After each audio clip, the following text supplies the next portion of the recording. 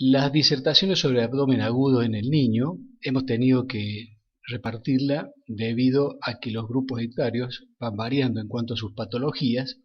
Entonces hemos decidido arbitrariamente a dar una clase sobre abdomen agudo en el recién nacido y el lactante, hablando de sus causas quirúrgicas, y entonces hemos denominado abdomen agudo 1 a esta primera etapa, ya que varían mucho las patologías quirúrgicas de acuerdo a la edad del paciente. Esto es en el ámbito de la Cátedra de Clínica Pediátrica de la Universidad Nacional de Córdoba, y entonces vamos a comenzar esta clase diciendo que sugerimos una clasificación por edades para que ustedes comprendan mejor la etiopatogenia de cada una de estas enfermedades. Entonces vemos que en el periodo neonatal aparece la enterocolitis necrotizante, cuya sigla es NEC, conocida vulgarmente como NEC, derivado del inglés necrotizing enterocolitis, y junto con ellas las atresias intestinales, la malrotación intestinal, el hilio meconial, el megacolon aganglionar, etc. Luego del periodo neonatal aparecen alrededor de los 30 días la hipertrofia pilórica, posteriormente la invaginación alrededor del sexto o noveno mes, la invaginación intestinal y las hernias atascadas que pueden ocurrir en cualquier momento, al igual que los vólvulos intestinales, que son muy graves y que por suerte se presentan con una baja frecuencia. Posteriormente, en el niño mayor, predomina el cuadro apendicular como causa quirúrgica y su consecuencia la peritonitis apendicular, igual que las obstrucciones y los traumatismos. Vamos entonces a abordar esta primera etapa del periodo neonatal y la lactancia dentro de la denominación abdomen agudo 1. Empezamos diciendo que dentro de las causas de abdomen agudo, las más comunes son, por un lado, la enterocolitis ulceronecrotizante, como hicimos recién, denominada NEC, y por otro lado, las causas obstructivas, como son las atresias intestinales. Y es así que podemos ver la atresia de esófago, duodeno, yeyuno, ilion, colon, recto, es decir, cualquier parte del tubo digestivo. Hay causas mecánicas que producen obstrucción intestinal, como la malrotación intestinal o el vólvulo, y algunas secuelares, como puede ser una peritonitis meconial, que el niño ya nace con adherencias provocada por una perforación intestinal prenatal. Vamos entonces a abordar el capítulo de la enterocolitis necrotizante o NEC. Vamos a hablar de su incidencia y hay que decir que es la causa más común de emergencia quirúrgica neonatal. Ocurre en el 1 al 7% de las admisiones en las unidades de terapia intensiva neonatal y afecta generalmente a prematuros menores de 1.500 gramos, y esto es del 10 al 12% de los niños internados en esas unidades, aunque hay que remarcar que el grupo más frágil es aquel que está por debajo de los 1.000 gramos de peso al momento del nacimiento. Sin embargo, a pesar de que la mayoría son prematuros, hay un 10% de recién nacidos que pueden presentar enterocolitis necrotizante teniendo un peso normal. Vamos ahora a hablar un poquito de la epidemiología. Esta patología se relaciona con la prematurez, como dijimos recién, prematurez y bajo peso, en la mayoría de los pacientes. Se da en el 90% de los recién nacidos alimentados. Esto es un factor que ya prácticamente no se discute, aunque hay un pequeño porcentaje de niños con enterocolitis necrotizante que aún no habían recibido alimentación al momento de presentarse los primeros síntomas. Hay fármacos que influyen en la aparición de esta patología, como es la aminofilina, que es un vasoconstrictor, la vitamina E, que altera el mecanismo protector de los glóbulos blancos, y drogas, la indometacina o drogas como la cocaína, que también son vasoconstrictoras. También podemos mencionar la citoquina y los factores de crecimiento, que entre ellos los más destacados son el factor de crecimiento epidérmico, que está reducido, la eritropoyetina, que eso está producido por el riñón y afecta la reposición de glóbulos rojos, o también la ciclooxenasa o las COX, en donde se altera la cascada inflamatoria. Todo eso colabora para que el niño tenga una lesión intestinal. ¿Y cómo empieza esa lesión intestinal? Generalmente hay un compromiso mucoso, que es la capa más interna del intestino, y esto se debe a que hay isquemia, hay falta de circulación, y entonces se acelera la apoptosis, que es la muerte celular. Con esa barrera mucosa ya afectada y deteriorada, se produce el ingreso de las bacterias patógenas, y en esto tenemos que recordar que si el paciente había sido alimentado con pecho materno, generalmente las bacterias que predominan son las gram positivas. En cambio, si el paciente estaba alimentado con leches artificiales, fórmulas, generalmente las bacterias que predominan son las gram negativas, y esto es perjudicial en el momento de evidenciar la invasión bacteriana en la pared intestinal. Como ya dijimos, la alimentación es un factor que está presente en el 90% de los pacientes, y como también lo remarcamos, la prematuridad se da en el 90% de estos niños, pero el grupo de mayor riesgo es aquel que tiene menos de 1000 gramos al momento del nacimiento. Vamos a ver un cuadro orientativo respecto a cómo se produce esta patogénesis. Vamos a ubicarnos en el terreno de las unidades de neonatología en terapia intensiva, que es donde se produce esta enfermedad, donde vemos este tipo de pacientes. Entonces, nosotros disponemos o examinamos un paciente que es prematuro en una unidad de terapia intensiva neonatal, donde el paciente ha ingresado probablemente por un problema respiratorio o por una dificultad respiratoria del recién nacido, y es muy probable que después de varios días de internación el paciente necesite antibiótico, y entonces se comienza a alterar la barrera protectora que tiene la mucosa intestinal, y en esa fractura de la mucosa, en esa lesión, comienzan a ingresar los gérmenes gram negativos. Es por eso que después de algunas horas o días de evolución empieza a aparecer aire dentro de las capas del intestino, primero en la submucosa, después en la muscular y después el aire subseroso, producido por estos gérmenes que van invadiendo todo el intestino. Al producirse entonces la invasión bacteriana, el intestino empieza a disminuir en su actividad.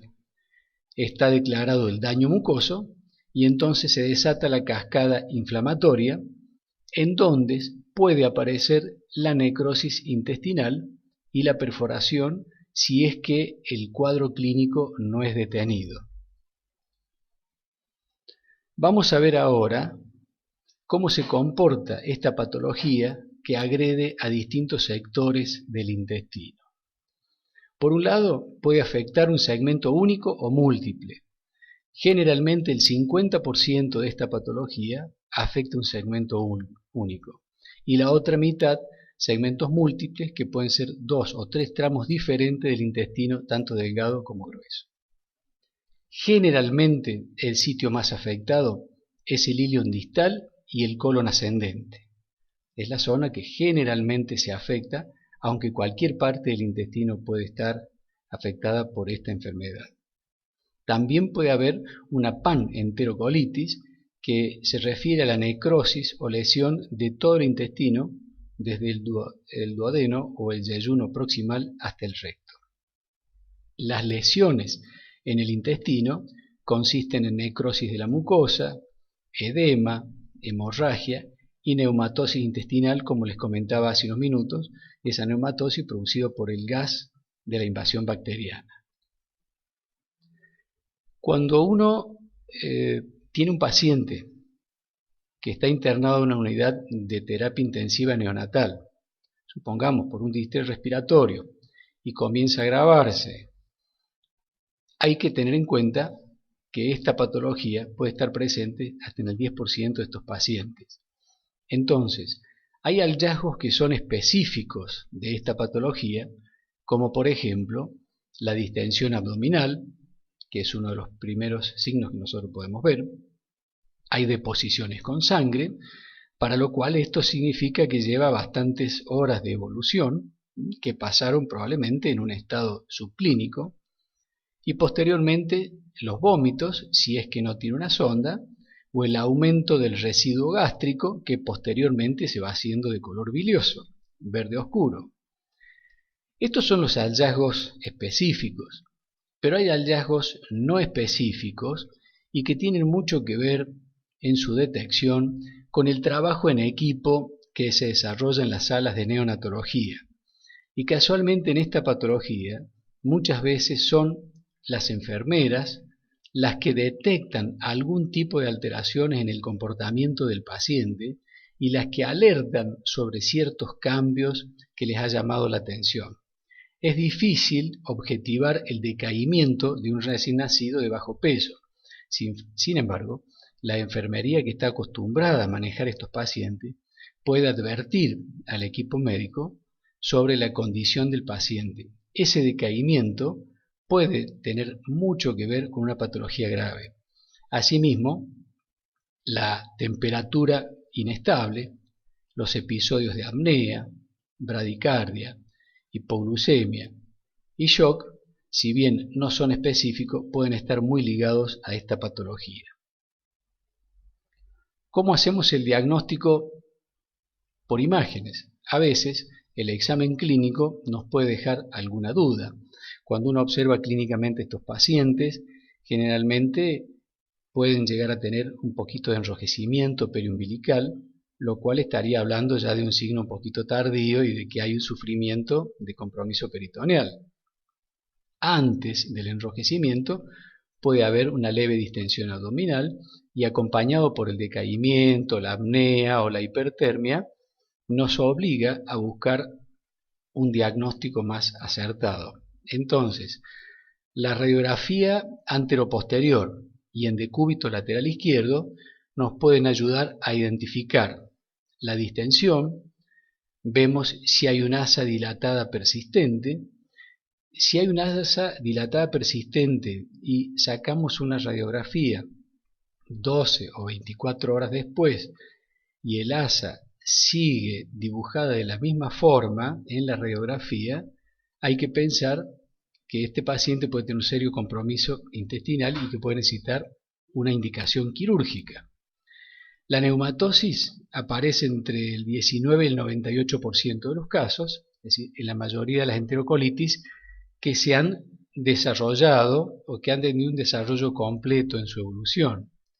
El gas en la vena porta aparece entre el 10 y el 30% de los casos y es un signo de mal pronóstico, es un signo de gravedad, entonces hay que estar muy alerta cuando uno ve estos pacientes con gas en el sistema portal.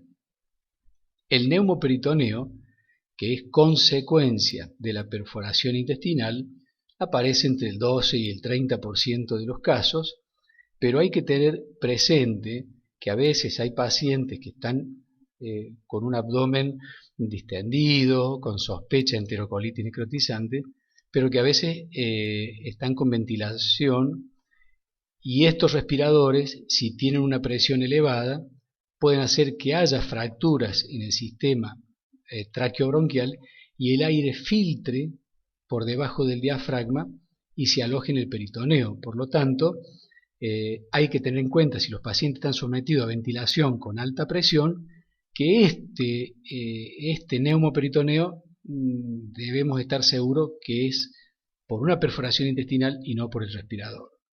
De igual manera, el líquido intraperitoneal puede aparecer en una cantidad importante de estos pacientes y en la radiografía lo detectamos porque hay una separación de las asas intestinales que hace que nosotros veamos que hay cierto espacio entre asa y esa es la presencia de líquido dentro del abdomen.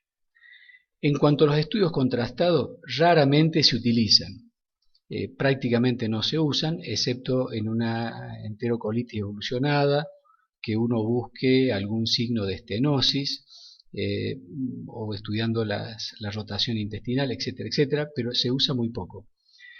La ecografía nos puede ayudar un poquito en cuanto a la calidad de las asas, si hay líquido, dónde se acumula o si hay que hacer una punción, donde se puede elegir el sitio más apropiado. Cuando estamos frente a un cuadro de enterocolitis necrotizante, vamos a ver un estadio inicial o estadio 1, donde hay sospecha de enterocolitis y el paciente está aletargado, decaído, con una leve distensión, puede tener algún signo febril. En esta primera etapa siempre es de tratamiento médico y generalmente se puede revertir el cuadro.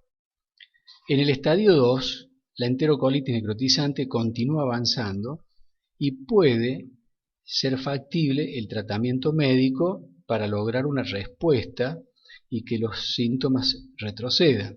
Si esto no es factible, el tratamiento quirúrgico está indicado en este mismo estadio.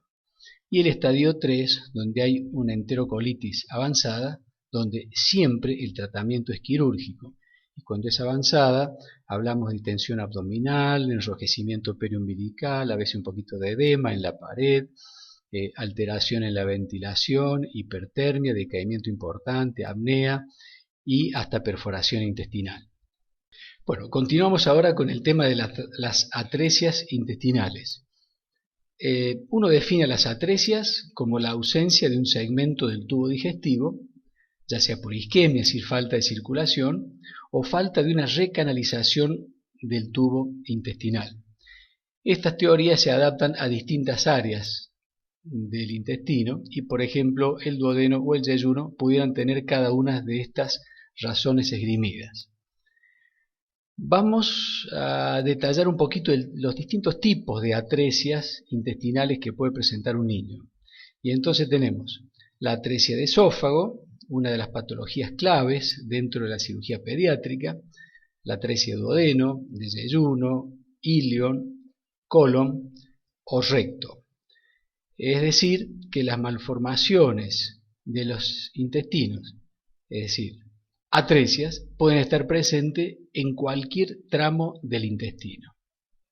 Vamos a dar algunos ejemplos y vemos, por ejemplo, en este caso, una atresia de esófago. Este es una atresia de esófago tipo 3, es decir, está el cabo superior atrésico, que acá lo estamos delimitando, y el cabo inferior no se ve, pero tenemos una cámara gástrica muy grande, de manera que asumimos que el cabo inferior del esófago desemboca en la tráquea o en el bronquio fuente derecho probablemente. Entonces, esta es una atresia de esófago tipo 3, es la más frecuente y hay que tener en cuenta que cuando el paciente nace, si no se puede alimentar o uno le coloca una sonda que se detiene a los 10 centímetros del borde de la narina, hay que sospechar la presencia de una atresia de esófago, que es la falta de continuidad del esófago. Si el paciente tiene una atresia de esófago, como lo estamos viendo acá, y en el abdomen no hay absolutamente nada de aire, y el abdomen se ve de color blanco, uno asume que es una atresia de esófago sin fístula.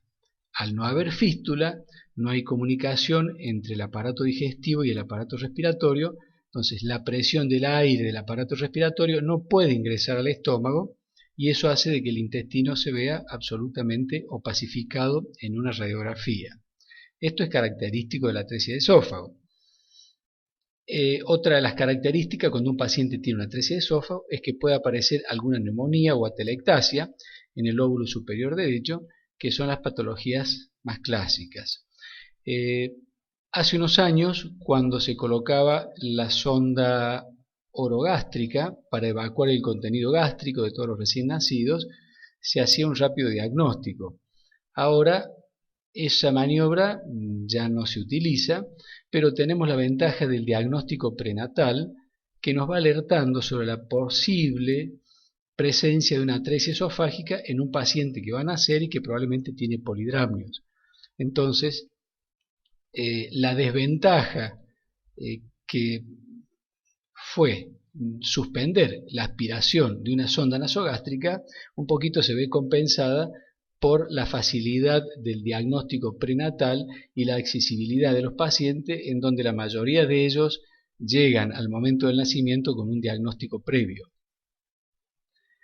Si seguimos hablando de atresias, vamos a ir bajando de a poquito y vamos a tomar este ejemplo de la izquierda primero. A medida que se va produciendo la obstrucción intestinal, las imágenes en la radiografía simple van cambiando. Entonces, si esto fuese una atresia de duodeno, tendríamos esta burbuja que estoy marcando acá, más otra burbuja al lado que sería la primera y segunda porción de duodeno dilatadas, porque después de ello ya no hay avance del aire en el tubo intestinal, entonces todo se vería blanco. Recuerden que el signo de la doble burbuja es característico de la atresia duodenal, porque se ve el estómago por un lado y otra imagen que la estamos imaginando acá porque no se ve. Si estuviese en este sitio, podríamos decir que tenemos el signo de la doble burbuja si hacia abajo no hay aire, y entonces eso es patrimonio de una atresia de duodeno. Si la obstrucción intestinal, si la continuidad está interrumpida unos 20 o 30 centímetros más abajo del ángulo de Treitz, vamos a obtener una imagen de este tipo.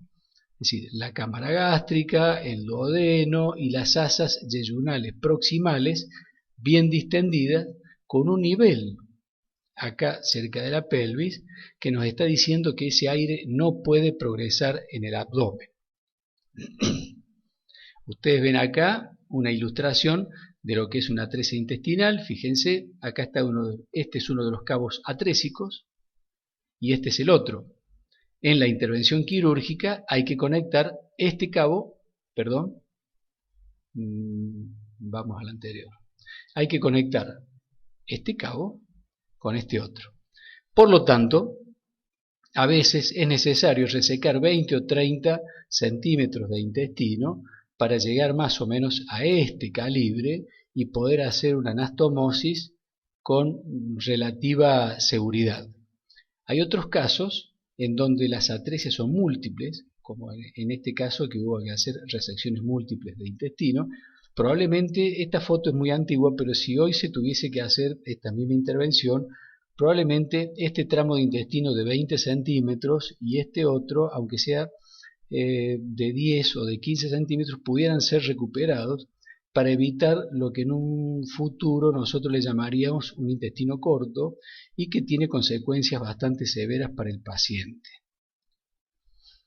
Si seguimos bajando con el defecto, podemos llegar a una obstrucción ya no por una atresia de intestino, sino por ejemplo una obstrucción funcional porque hay un tapón de meconio en el extremo del recto. Es decir, que del ano hacia arriba aparece el contenido intestinal, ustedes pueden ver, de forma tubular, muy pequeñito y apelotonado como si fuese masilla. Esa es la presencia de un tapón de meconio. Este tapón de meconio ocupaba absolutamente todo el intestino grueso. Con pequeñas enemas se eliminó ese tapón y luego del tapón aparece la presencia del meconio de características apetrolado, y en ese caso estamos ya seguros que después del tapón de meconio está apareciendo un meconio bastante normal, aunque es muy adhesivo, y ya podemos asegurar la continuidad del tránsito intestinal. Si no hacemos una enema, a veces es muy difícil lograr la evacuación de todo este contenido que está muy adherido a la pared intestinal para permitir luego la salida del meconio. Acá no hay ninguna alteración anatómica, aunque se aconseja que en todos los pacientes que tienen un trastorno funcional como este, se haga una biopsia rectal porque la posibilidad de un megacolon está presente, aunque en pocas posibilidades, pero puede estarlo. Y esta otra imagen muestra, si volvemos a las atresias, y esta sería una atresia muy distal y estaría casi en el límite del ano con la piel.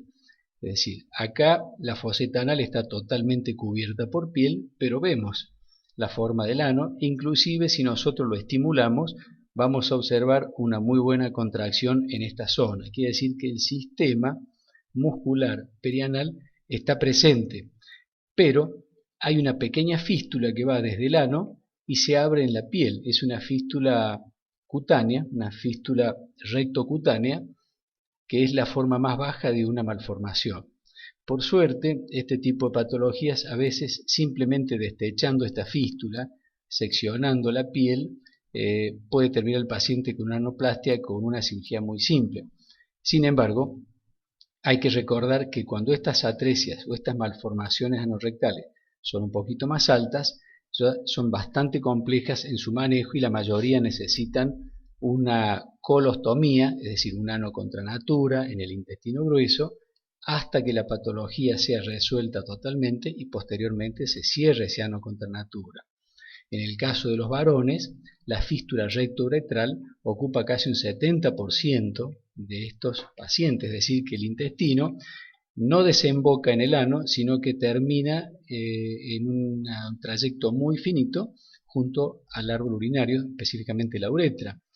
Y en el caso de las mujercitas, el intestino no termina en la foseta anal, sino que termina pegadito a la vagina como un ano vestibular. Bien, vamos a avanzar ahora con otras patologías clásicas de la lactancia, como es por ejemplo la estenosis hipertrófica de píloro, que está entre el periodo neonatal y el comienzo de la lactancia, y posteriormente vamos a hablar de invaginación intestinal que se da después del quinto o sexto mes.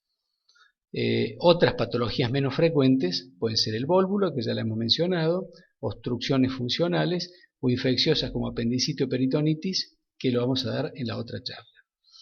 La estenosis hipertrófica de píloro se debe a un aumento en la musculatura de la válvula de salida del estómago, denominada píloro. El píloro, que ustedes lo pueden ver en este tránsito intestinal, tiene una pared muscular que lo hace funcionar como válvula, y cuando esa pared muscular está hipertrofiada, está muy agrandada, se comporta como una causa obstructiva que comprime la mucosa y no permite el paso de todo el contenido gástrico al resto del intestino. Entonces, ¿qué ocurre? Al hipertrofiarse el músculo, lo vemos acá y está acá por fuera de la luz del contraste, ese músculo hipertrofiado se comporta como un tapón o como un sistema compresivo de una cincha que no permite que avance el contenido gástrico. Por eso estos niños empiezan a agrandar su estómago, porque es un estómago de lucha que trata de hacer avanzar el contenido al duodeno y no puede porque el pasaje es nulo o prácticamente mínimo. Ustedes lo pueden ver acá de igual manera. Este es un estudio contrastado que ya prácticamente no se hace. Esto es una foto antigua en donde se veía el contraste y se podía delimitar perfectamente y delinear el trayecto pilórico, al igual que en este caso, cosa que hoy ya no se hace. Actualmente, lo que más se utiliza para el diagnóstico de una estenosis hipertrofia de píloro es la ecografía. ¿Cuáles son los pacientes que pueden tener estenosis hipertrófica de píloro? Bueno, vamos a describirlo acá con los hallazgos clínicos. Es una patología que afecta generalmente al primer hijo varón, es por una cuestión hormonal. Los pacientes comienzan con vómitos claros, que es el contenido gástrico, a partir de los 15 o 20 días de vida, es decir, a partir de la tercera semana de vida. Son pacientes que previamente están sanos, no tienen enfermedades previas y son muy activos, están hambrientos permanentemente. El peristaltismo gástrico suele ser visible. Si uno examina un paciente desnudito en la camilla, se pueden ver ondas peristálticas que desde la zona gástrica cruzan en diagonal hacia la fosa ilíaca derecha, ondas que se pueden seguir con la vista perfectamente una tras otras, si es que el paciente no lleva muchos días de evolución y el peristaltismo gástrico ya está agotado.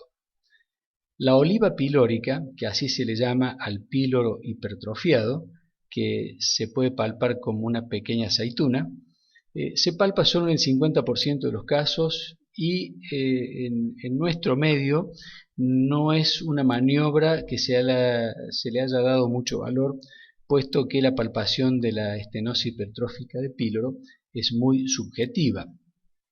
Y lo más importante, como les decía recién, es el estudio ecográfico. Solamente solicitamos un tránsito gastrointestinal cuando el estudio ecográfico no arroja datos muy relevantes.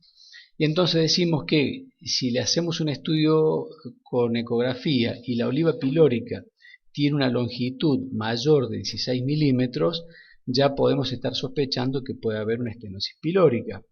Y sobre todo, si el espesor de la pared muscular tiene más de 3,5 milímetros, también es un dato bastante sugestivo.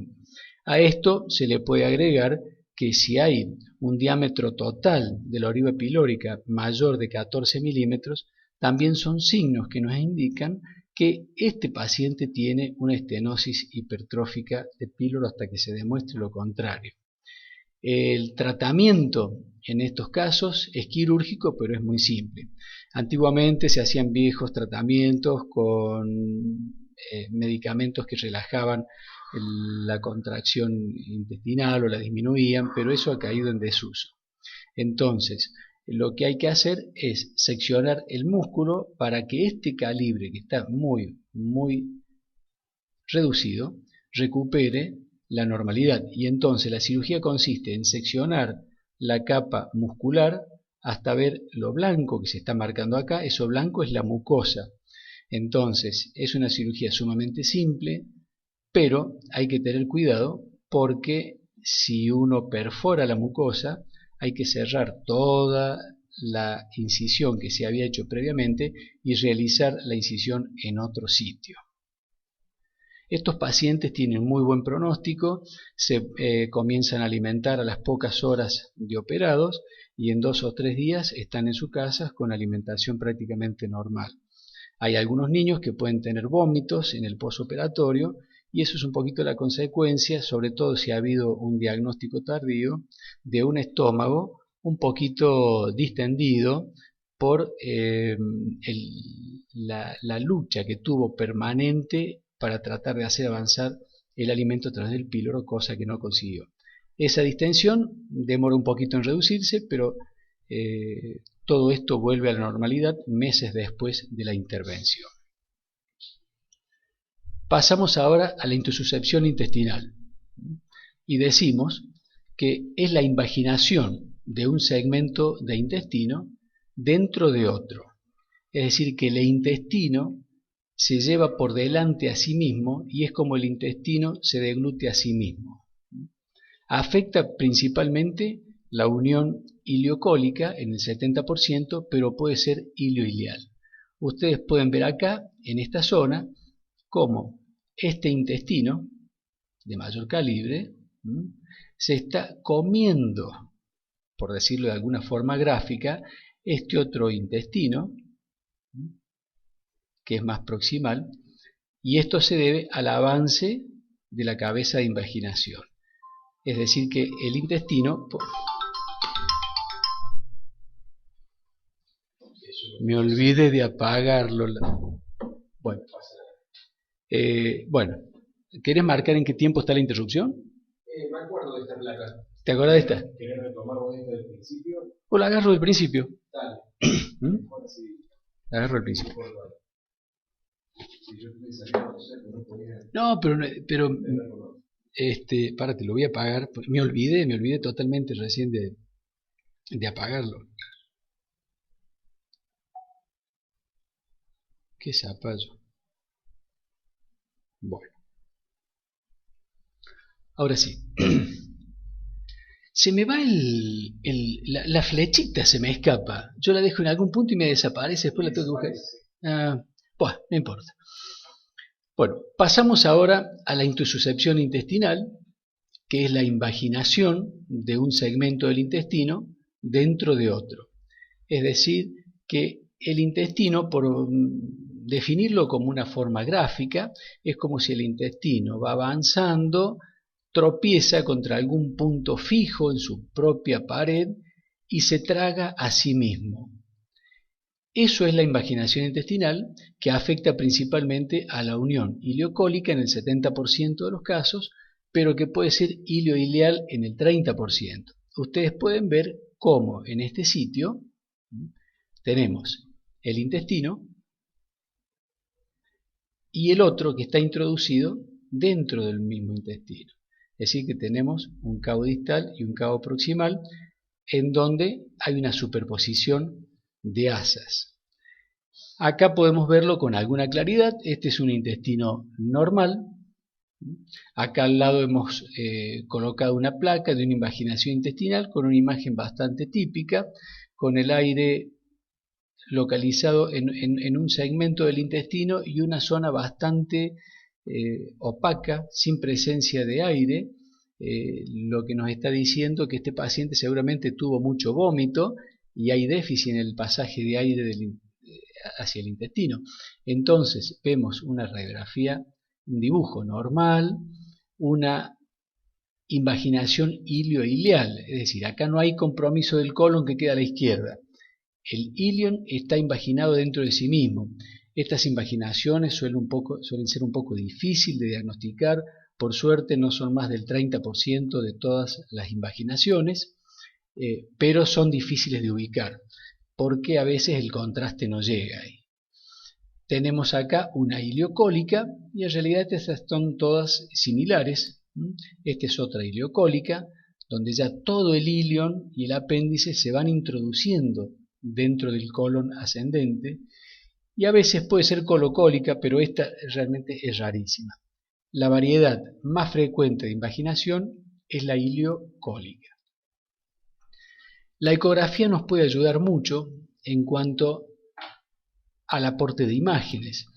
Por ejemplo, una de las imágenes características que se ve con la ecografía es el pseudoriñón, que es esta imagen de invaginación que ven acá, que es muy parecida a la de un riñón, que por eso lo hemos puesto al lado. Y después podemos ver, tanto en esta imagen acá abajo a la izquierda, que la estamos viendo de frente al asa, como en esta otra, ustedes ven que en el intestino tienen una capa muscular, acá ven la pared que está marcada, la pared intestinal, pero en vez de tener ya la mucosa de la luz, tenemos otra pared muscular. Es decir, que tenemos doble contenido intestinal. A esto lo estamos viendo de frente. Si esta misma imagen la vemos en forma lateral, aparece acá la superposición de asas que tenemos en una invaginación típica. Esta es la deposición característica de una invaginación intestinal. Se le llaman deposiciones en jalea de grosella porque tiene ese color rojizo y que son bien características de las invaginaciones intestinales. Ustedes pueden ver con total claridad y diferenciarla de otro tipo de enterorragia. En las invaginaciones, vamos a seguir un algoritmo para ubicarnos un poquito, hay que tener en cuenta que son niños que empiezan con dolores cólicos. Una de las características de la invaginación intestinal es que estos lactantes tienen generalmente entre 5, 6 y 9 meses y tienen muy buen aspecto general. Es muy raro que algún niño de bajo peso tenga una invaginación intestinal. Estos niños que están con buen estado de salud y por ahí suelen tener un antecedente de una enfermedad viral o una patología respiratoria 2 o 3 semanas previas, esos niños son los que pueden comenzar con un dolor abdominal tipo cólicos, es decir, con fuertes llantos y que súbitamente se detienen, se calman y vuelven a llorar con fuertes dolores cólicos. Son intermitentes y severos. Si a ese dolor cólico, intermitente, severo, se le agrega la hemorragia rectal o los vómitos, tenemos que sospechar fuertemente la presencia de una invaginación intestinal. Es muy raro que un paciente con invaginación intestinal, sobre todo son las de tipo ileocólica, no tengan vómitos. Generalmente hay vómitos. También hay que tener en cuenta que los primeros vómitos pueden ser claros o con contenido gástrico y posteriormente se van a hacer biliosos. Entonces no hay que esperar el vómito bilioso así de entrada. Entonces, si nosotros tenemos un paciente con estas características, rápidamente hay que hacer una radiografía directa de abdomen, ecografía y un colon por enema. Si la ecografía nos advierte sobre la probable presencia de una invaginación, rápidamente podemos intentar un colon por enema para tratar de reducir y de hacer volver a su lugar toda el asa que estaba imaginada. Entonces, si hacemos un colon por enema, identificamos la imaginación, entonces vemos al paciente, lo examinamos y decimos, en este paciente hay peritonismo, lleva mucho tiempo de evolución, lleva más de 30 horas, 40 horas, bueno, probablemente ese paciente necesite una intervención quirúrgica y no se puede hacer ninguna otra maniobra. Pero si el colon por enema confirma la invaginación intestinal y el paciente no tiene peritonismo, es decir, no hay reacción peritoneal, no hay inflamación intestinal, a veces estos pacientes no llegan a las 24 horas de evolución, entonces ese paciente es candidato a una reducción con enema de Vario para tratar de hacer retroceder la cabeza de invaginación. Si con la reducción se logra hacer retroceder la cabeza de invaginación, el paciente seguramente tendrá buena evolución y lo mantendremos en observación. Si la reducción no es factible, y este niño seguramente necesitará una intervención quirúrgica para resolver el problema de la obstrucción. Si el colon por enema es normal, por supuesto el paciente quedará en observación. Hay que recordar que los pacientes que han tenido una invaginación pueden en un pequeño porcentaje volver a tener una invaginación, es decir, invaginación recidivada en un pequeño número de casos, pero que puede estar presente. Es decir, que el hecho de la reducción no garantiza en el 100% que el paciente ya quede curado. Vamos a pasar a otro tipo de patología, como es el vólvulo del intestino. Vólvulo quiere decir que el intestino gira sobre su eje, y para que gire sobre su eje debe haber una malfijación intestinal. Es decir, acá tenemos alteraciones en las adherencias peritoneales, y en estos pacientes generalmente falta la raíz mesentérica que cruza en diagonal en el recto peritoneo. Entonces, al tener una falta de la raíz del mesenterio y que la rotación normal del intestino no se cumplió durante el desarrollo fetal del niño, una vez que nace queda en riesgo de que el intestino se volvule, es decir, que gire alrededor de sí mismo, y entonces comparamos este dibujo con esta fotografía de una cirugía, en donde, miren, acá pueden ver el apéndice cecal, el intestino grueso, acá está el delgado, pero el paciente tenía más de 2 vueltas y media de intestino sobre sí mismo. Las características del vólvulo es que estos niños rápidamente comienzan con un cuadro de abdomen agudo, con dolor y con vómito, y son cuadros muy aparatosos. El intestino se obstruye abruptamente y este cuadro debe ser resuelto a la brevedad porque la necrosis intestinal puede indicar resecciones muy amplias. Entonces, para resumir los temas que hemos ido tocando, decimos que en la patología neonatal la característica es que la patología más frecuente de tipo infeccioso es la enterocolitis necrotizante. Después tenemos patologías obstructivas, entre las cuales las más características son las atresias, y las atresias intestinales van desde el esófago hasta el ano, prácticamente el límite con la piel. Hay otro tipo de patologías mecánicas, como los vólvulos, no olvidarse de las obstructivas como la invaginación intestinal, característica de la patología entre el 5º y el 9º mes de vida, y la estenosis hipertrófica de píloro al comienzo de la 3ª semana de vida. Muchas gracias.